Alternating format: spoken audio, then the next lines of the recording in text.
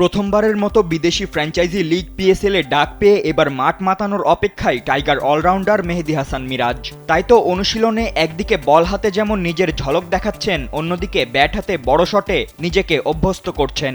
এছাড়া কালান্দার্সের জার্সি গায়ে জড়িয়ে অনুশীলনেও বেশ উচ্ছ্বসিত দেখা গেছে মিরাজকে।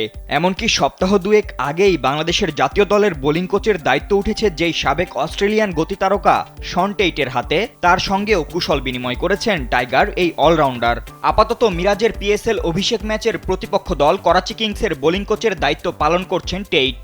এর আগে মিরাজের দল পিএসএল এর হয়ে মাঠ মাতিয়েছেন টাইগার লেগি রিশাদ হোসেন।